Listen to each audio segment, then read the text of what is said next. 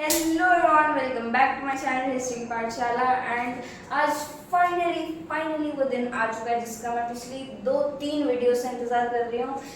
Happy Buddha Purnima to you all. And आज की video as आपको पता चल ही गया होगा अभी तक मेरे टाइटल और थंबनेल से कि आज की वीडियो बुद्ध जी की लाइफ के ऊपर डेडिकेटेड है। बुद्ध पूर्णिमा स्पेशल वीडियो यहाँ पर छोटा सा लिख देना थोड़ा, ठीक है? आप ऐसे भी समझ ही जाओगे, ठीक है? और थैंक यू, आपने पिछली वीडियो को इतना ज़्यादा प्यार दिया। इस वाली को भी इतना ही शेयर करना जितना आपने पिछली वाली को किया था, क्योंकि ये वाली वीडियो बहुत ज़्यादा स्पेशल है, मेरे लिए तो बहुत ज़्यादा स्पेशल है, ठीक है? तो अब आज हम एक हॉरर मूवी देखेंगे, वीर की कथा। आप वीर को भूले तो नहीं हो ना अभी तक? Thank God. मुझे तो लगा था मैं 2 वीडियोस के बाद वीर का नाम ले रही हूँ, वीर को भूल ही गए होंगे लोग। अब हम मूवी शुरू करते हैं, एक हॉरर थ्रिलिंग मूवी। तो अपने पॉपकॉर्न लेके बैठ जाओ। वैसे तो मैं एडवाइस नहीं करूँगी पॉपकॉर्न खाया करो, बट जो लेना है खा लो। और चलिए फिर मूवी शुरू करते हैं। तो वीर बस एक नॉर्मल दिन पे अपने घर पे बैठा था, टीवी पर इलेक्शन की खबरें देख रहा था। तभी उसको हेडक्वार्टर से फ़ोन आता है। अब भाई हर मूवी में उसको फ़ोन ही क्यों आता है? जरा इतना बिजी इंसान है, फ्लाइट मोड में तो डालता नहीं है फ़ोन को, उसको फ़ोन आते रहते हैं हमेशा हेडक्वार्टर से।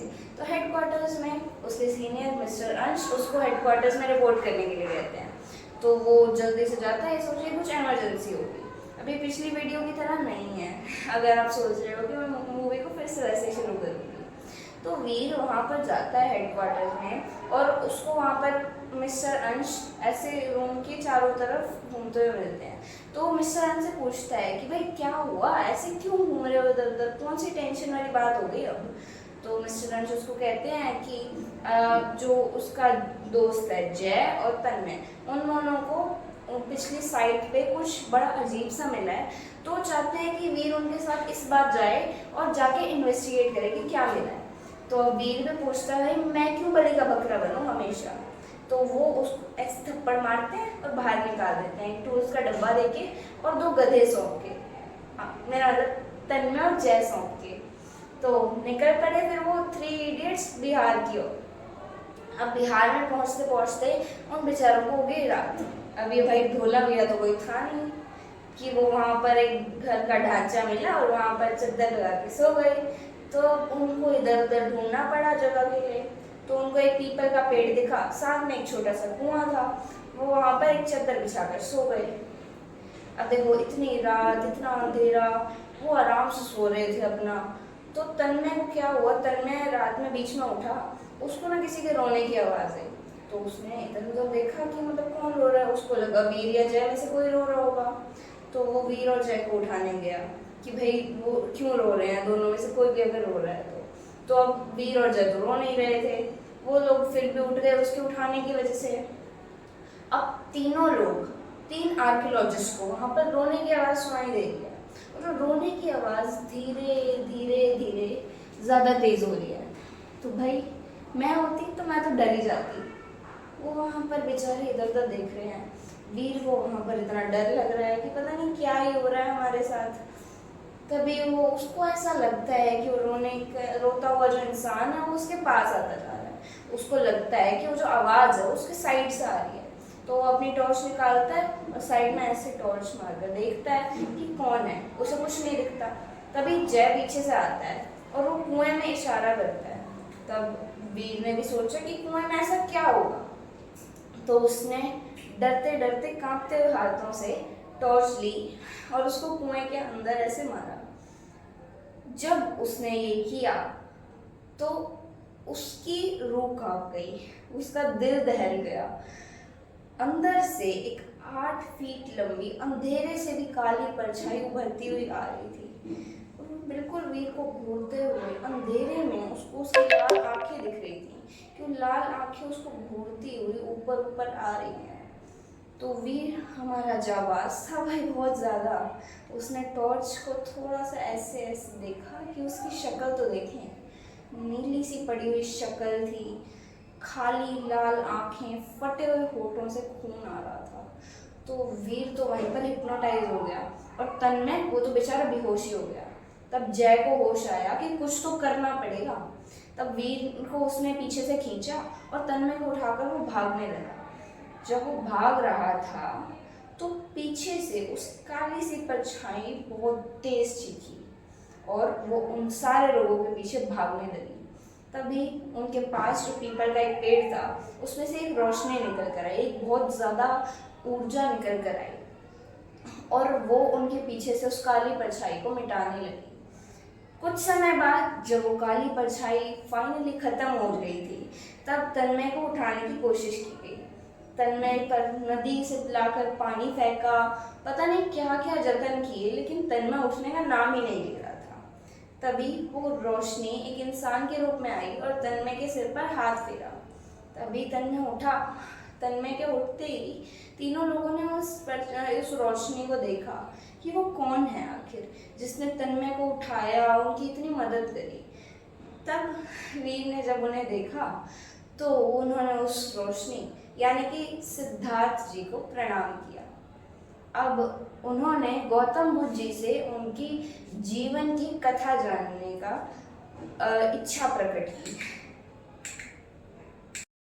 अब सिद्धार्थ जी, गौतम बुद्ध जी का रियल नाम सिद्धार्थ जी था, जो उनकी माता ने और बुआ जी ने मिलकर उनके बचपन में रखा था। और जो उनका नाम गौतम है वो उनकी दूसरी माँ गौतमी से आया है, जिन्होंने उनकी असली माँ की मृत्यु के बाद उनकी बहुत ज़्यादा देखभाल की थी। तो गौतम जी यानी कि सिद्धार्थ जी, अभी हम उनको सिद्धार्थ जी ही बोलेंगे क्योंकि अभी तक वो बुद्ध जी, उनको वो टाइटल नहीं मिला था। तो सिद्धार्थ जी जब पैदा हुए तो उनके जो पिता थे राजा शुद्धोधन जी, उन्होंने बहुत सारे पंडितों से बातचीत की कि सिद्धार्थ जी का भविष्य कैसा होगा, क्योंकि उनको भी अपने राज्य संभालने के लिए कोई चाहिए था, है ना। तो जब उन्होंने पूछा तो बहुत से पंडितों ने उनके बेटे की, सिद्धार्थ जी की बहुत तारीफ की कि वो आगे चल के बहुत वीर राजा बनेंगे, राजाओं के राजा बनेंगे। लेकिन कुछ जो पंडित थे वो, उनका कहना ये था कि सिद्धार्थ जी जीवन के सारे सुख छोड़कर एक संत बनेंगे और भगवत प्राप्ति की ओर ध्यान देंगे। अब राजा जी शुद्धोधन जी ऑफ कोर्स बहुत ज़्यादा टेंशन में आ गए कि अब अगर वो अपने सारा जीवन शैली छोड़कर ऐसे संत प्राप्ति करने लगेंगे तो उनका राजपाट कौन संभालेगा, है ना। उनका और कोई बेटा या बेटी कोई था ही नहीं।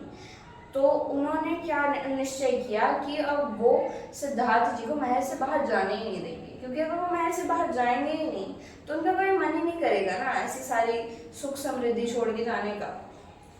तो बहुत सालों तक सिद्धार्थ जी को वहीं पर महल में ही रखा, महल की चार दीवारों में। वहाँ पर उनको बहुत सी ट्रेनिंग भी करवाई गई जो राजा को आनी चाहिए, जैसे तीरंदाजी, घुड़सवारी, ये सब। तो जब उनका कुछ समय बाद जब उनकी मतलब एज हो गई, जब वो केपेबल हो गए शादी के लिए, तो उनकी यशोधरा नाम की एक राजकुमारी से शादी भी करवा दी। अब कुछ समय बाद उन्होंने एक इच्छा प्रकट की अपने पिताजी से कि उनको बाहर जाना था, उनको महल की इन चार दीवारों को छोड़कर बाहर की दुनिया एक्सप्लोर करनी थी। तो उनके राजा ने रानी जी की कंसल्टेशन से, बहुत ज़्यादा पूछताछ से फाइनली एग्री कर दिया कि हाँ वो उन्हें बाहर भेज देंगे। अब उन्होंने एक रथ वाले के साथ, जो मतलब रथ चलाते हैं महावत, उनके साथ सिद्धार्थ जी को भेज दिया। तो सिद्धार्थ जी जब बाहर गए तो उन्होंने, देखो दुनिया पहली बार देखी थी बाहर की, उनको लगता था कि जो ये चार दीवारी हैं इन्हीं में जो सब कुछ हो रहा है यही तक सीमित है दुनिया, कि कोई कभी बूढ़ा नहीं होता है और कुछ।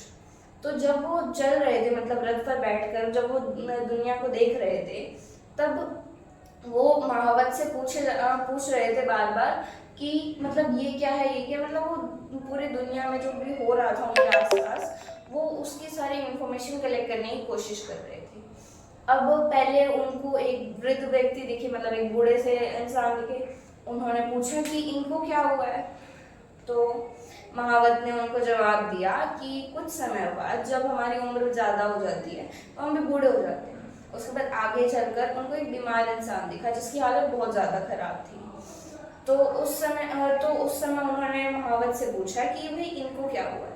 तो उन्होंने कहा कि अगर आप कोई खाना ठीक से नहीं खाते, आपको कुछ भी होता है, तो आपको बीमारी हो जाती है और बीमारी की वजह से कुछ भी हो सकता है। तो आगे चलकर फिर उनको कुछ लोग दिखे जो किसी की मृत्यु का शोक मना रहे थे। तो उन्होंने पूछा कि इनको क्या हुआ है, कि इनको मतलब क्यों ये शोक मना रहे हैं, क्यों ये इतना रो रहे हैं। तो महावत ने उनको बताया कि जब कुछ समय बाद आपकी उम्र ज़्यादा हो जाती है, जब आप बूढ़े हो जाते हो, जब आपको कोई बीमारी हो जाती है, तब आपकी मृत्यु हो जाती है, आप हमेशा इस दुनिया में नहीं रह सकते। तब से जो सिद्धार्थ जी थे वो हमें ये सीख भी देते हैं कि हमें जो मतलब इतनी सारी चाहत होती हैं, इतनी सारी जो हमें ये भी चाहिए, ये मतलब डिज़ायर होती है, उसी की वजह से सारी प्रॉब्लम्स, सारी कठिनाइयाँ और सारे दुख हमारी ज़िंदगी में आते हैं। और इन डिज़ायर्स को वो तन्हा बुलाते थे। तो उन्होंने कहा कि अगर हम इन सारे डिज़ायर्स को ही पीछे छोड़ दें, अगर हम कुछ पाएं ही ना, अगर हम भगवान को ही पाने की कोशिश करें, तो हमें कभी दुख होएगा ही नहीं, हम हमेशा खुश रहेंगे। तो फिर उन्होंने अपनी भगवत प्राप्ति के लिए मतलब अपने आप को खुश करने के लिए, बेसिकली अगर सिंप्लीफाइड लैंग्वेज में कहें तो उन्होंने अपने आप को खुश करने के लिए मेडिटेशन करना शुरू करा। कहाँ पर? बिहार में बुद्ध गया में पीपल का पेड़ है उसके नीचे। इसलिए जो बुद्ध जी की हमेशा हम फोटो देखते हैं, इवन आप मेरे थंबनेल में भी देखोगे तो वो एक पेड़ के नीचे बैठे हुए हैं। वहीं पर बैठकर उन्होंने बहुत ज़्यादा मेडिटेशन की थी, बहुत तप किया था, तब जाकर उन्हें एनलाइटनमेंट मिली थी, तब जाकर उन्हें इतनी एनलाइटनमेंट अटेन हुई थी उनकी, मतलब ठीक है।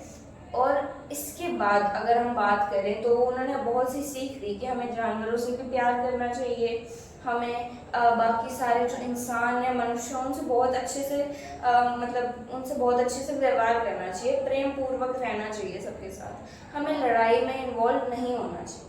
तो ये उनकी सारी सीख थी। और इस सब के बाद जब उन्होंने इतनी एनलाइटनमेंट अटेन कर ली, वो लोगों को जब सिखाने जाते थे, उसके बाद उन्हें ये टाइटल मिला बुद्ध, मतलब द वाइज वन।